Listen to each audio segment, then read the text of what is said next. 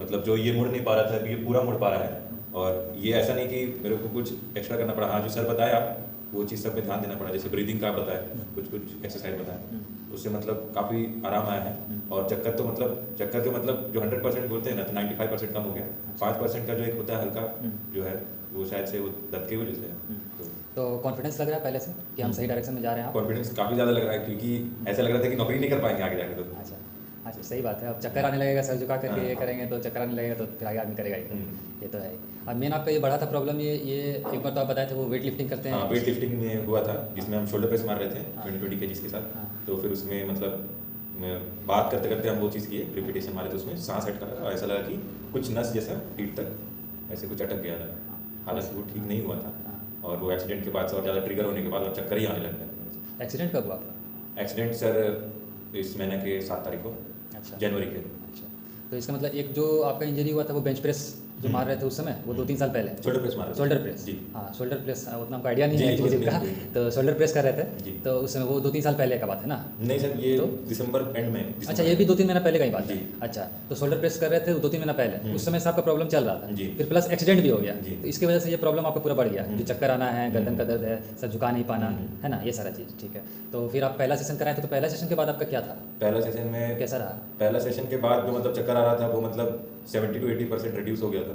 और फिर मतलब कुछ व्यायाम बताए थे सर आप, और कुछ कुछ खाने पीने का जो लाइफस्टाइल में जो चेंजेस आने वाले थे, उस चीज़ से मतलब काफ़ी इंप्रूवमेंट हुआ। अब कम से कम नींद आ रहा है, सबसे बड़ी बात ये है। ठीक है, अपने आप में कॉन्फिडेंस आ रहा है ना? हाँ, कॉन्फिडेंस जी, है कि नहीं? तो आप मेरे पास आए हैं, इस पद्धति को समझ रहे हैं, जो भी चीज़ हम आप पे थेरेपीज लागू कर रहे हैं, चाहे उसमें एक्यूप्रेशर हो, कीरोप्रैक्टर हो, थोड़ा सा कुछ एक्सरसाइजेज हो, योग हो, प्राणायाम हो, कुछ आपको कुछ हर्बल रेमेडीज़ है, तो सारा चीज़ का मिश्रण है, डिपेंडिंग अपॉन योर कंडीशन, है ना? क्योंकि पर्सन टू पर्सन वेरी करता है, हर एक का स्थिति एक जैसा नहीं रहता है। आपका प्रॉब्लम जो कर रहा है, गर्दन में जो दर्द दे रहा है, आपका मेन है इंजरी। एक तो वो जिम करने की वजह से वो इंजरी हुआ, और लोअर दूसरा, बैक में भी आपने मदद किया है मुझे। अच्छा ये हमको तो याद ही नहीं था, आपका लोअर बैक का भी इशू था ना? हाँ, लोअर बैक में भी अच्छा, आपने मदद किया है। हाँ क्या हुआ था, लोअर बैक का क्या इशू था आपको? सर हम डेडलिफ्ट मारते थे, मतलब 2017 का इंजरी था ये। अच्छा। फिर वापस से अभी शुरू किए थे, तो हल्का स्टिफनेस और हल्का माइल्ड पेन था उसमें, मतलब कुछ भी वर्कआउट करने समय, तो उसमें फर्स्ट सेशन में ही मतलब आराम मिल गया। अच्छा, और एक्चुअली हम डेली इतना जन को देख रहे हैं कि हम ध्यान में नहीं रह रहा है कि इसका स्पाइनल का मिड बैक वाला इशू था, इसका इस पेशेंट का, इसका तो अच्छा वो याद दिलाएं आप अभी।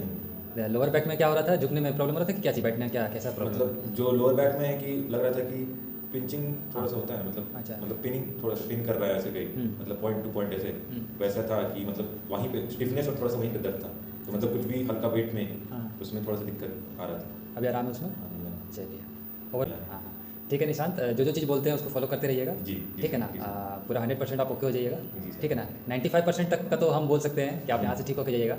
5% हम आपके ऊपर छोड़ेंगे जी, कि जो जो चीज़ हम बोलते हैं उसको आप फॉलो करते जी जाइएगा। सर, जी सर। ठीक है ना?